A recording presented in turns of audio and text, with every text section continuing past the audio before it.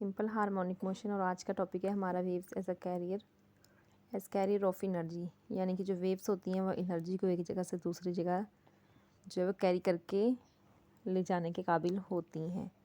तो वेव्स जो है वो एनर्जी तो अपने अंदर कैरी करती ही हैं, लेकिन जो किस तरह से इसका प्रोसीजर होता है वो हम देखते हैं तफसील के साथ। Energy can be transfer from one place to another through waves.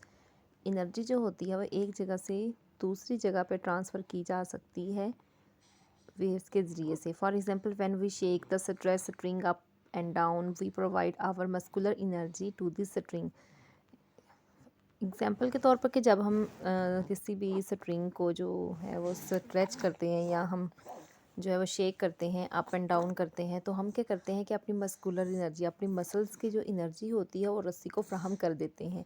As a result a set of waves can be seen travelling along the string. तो इसके नतीजे में क्या होता है कि जब हम अपनी एनर्जी जो है वो स्ट्रिंग को प्रोवाइड कर देते हैं तो एक वेव्स का जो सेट होता है वो हमें ट्रैवल करता हुआ स्ट्रिंग के अंदर नज़र आता है।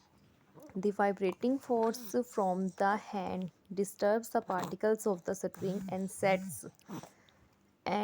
sets them in motion। अब क्या होता है कि जो वाइब्रेटिंग फोर्स होती है हमारे हैंड से जो है वो जो स्ट्रिंग के पार्टिकल्स हैं उनको डिस्टर्ब करती है और उनमें एक मोशन पैदा कर देती है।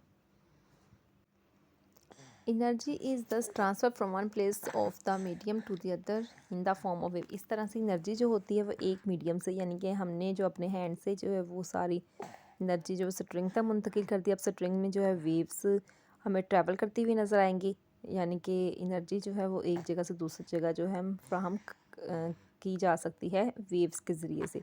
The amount of energy carried by the wave depends upon the distance of the stretched string from its rest position.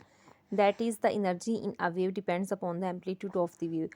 अब जो है वो एनर्जी है वो जो है वो डिपेंड करेगी एक तो स्ट्रिंग की जो डिस्टेंस होगा स्ट्रिंग का from its rest position and उसके एम्पलीट्यूड से। एम्पलीट्यूड का मतलब होता है कि वेव मैक्सिमम कितना जो है वो ऊपर और नीचे जो अपना जो फासला है वो तय कर रहे। If we shake the string faster, अगर हम स्ट्रिंग को फास्टर मूव करवाएंगे, तेज़ तेज़ मूव करवाएंगे, we give more energy per second to produce wave of higher frequency and the wave delivers more energy per second to the particles of the string as it moves forward.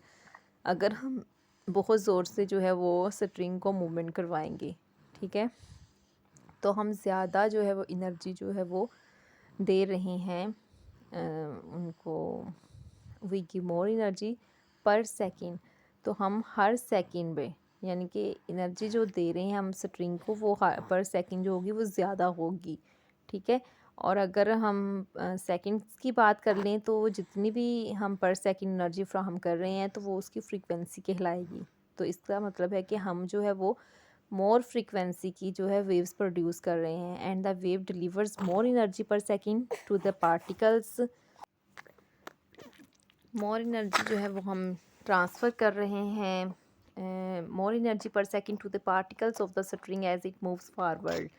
अब जो है जिस तरह से हम ज़्यादा movement करवाएंगे string के अंदर ज़्यादा वाइब्रेशंस पैदा होंगी और मोर एनर्जी जो है वो ट्रांसफ़र होगी from hands to the string, ठीक है।